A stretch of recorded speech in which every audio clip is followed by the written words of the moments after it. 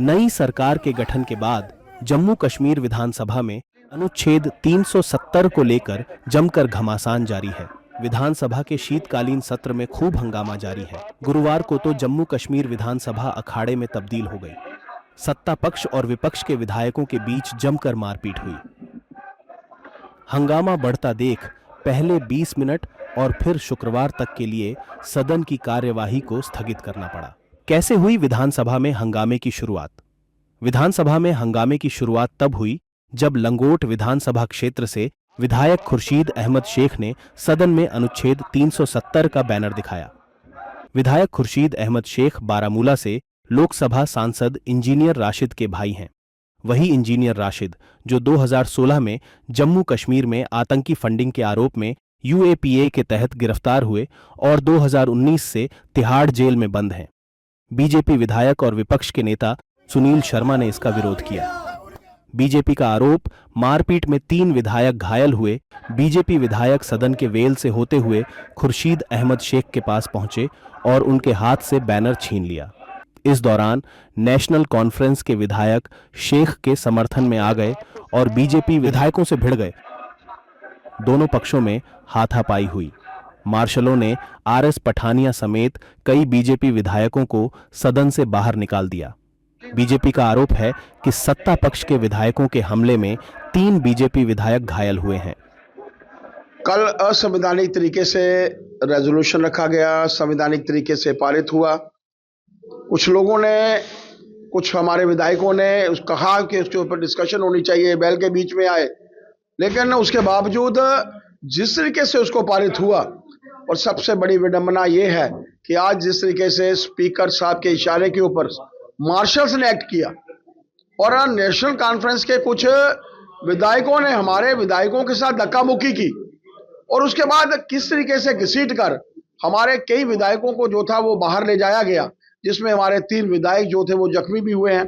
विधानसभा में हंगामे पर स्मृति ईरानी ने इंडिया गठबंधन पर बोला हमला, जम्मू कश्मीर विधानसभा में हुई हाथापाई और हंगामे पर पूर्व केंद्रीय मंत्री स्मृति ईरानी ने इंडिया गठबंधन पर सवाल खड़े किए हैं।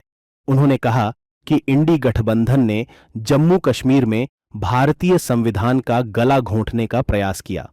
कांग्रेस के नेतृत्व वाले भारतीय गठबंधन की हरकतों को सतर्क भारत बर्दाश्त नहीं करेगा। कल भारतीय संविधान का गला घोंटने का दुस्साहस इंडी अलायंस ने जम्मू कश्मीर में किया। जम्मू कश्मीर के वो दृश्य जिसमें भारत के संविधान की धज्जियां उड़ाते हुए आदिवासी अधिकारों, दलितों के अधिकारों, महिलाओं के अधिकारों का हनन करने का दुस्साहस कांग्रेस लेड इंडी अलायंस ने जो किया, एक जागृत भारत उस दुस्साहस को बर्दाश्त नहीं करेगा। जिस रेजोल्यूशन को इंडिया अलायंस ने कल पारित किया, उसके अंतर्गत वो जम्मू कश्मीर में भारत के संविधान के खिलाफ एक नई जंग लड़ते हुए दिखाई देते हैं। आज मैं इंडिया अलायंस के नेताओं से पूछना चाहती हूं कि भारत की पार्लियामेंट और सुप्रीम कोर्ट का जो निर्णय सबको मान्य है, उस निर्णय का अपमान, उस निर्णय की अवहेलना करने का अधिकार कांग्रेस को, एनसी को देश में किसने दिया? कविंद्र गुप्ता ने स्पीकर को बताया, एनसी का एजेंट जम्मू कश्मीर विधानसभा में विधायकों के बीच मारपीट के मामले में पूर्व डिप्टी सीएम कविंद्र गुप्ता ने स्पीकर को घेरा है। उन्होंने कहा कि स्पीकर नेशनल कॉन्फ्रेंस के एजेंट के तौर पर काम कर रहे हैं। यह सब नेशनल कॉन्फ्रेंस की साजिश का हिस्सा है।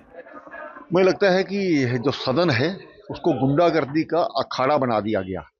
उसमें स्पीकर का बहुत गंदा रोल है और वो नेशनल कॉन्फ्रेंस के एजेंट के रूप में काम कर रहे हैं। तो इन सभी चीज़ों से हम देखना, नेशनल कॉन्फ्रेंस की मिली जुली जो मिली भक्ति है, जिसके ये सारा जो एक आज वहां पर माहौल क्रिएट किया गया। बुधवार को पारित हुआ था अनुच्छेद 370 की बहाली का प्रस्ताव। जम्मू कश्मीर विधानसभा में अनुच्छेद 370 को फिर से बहाल करने का प्रस्ताव पारित किया गया था।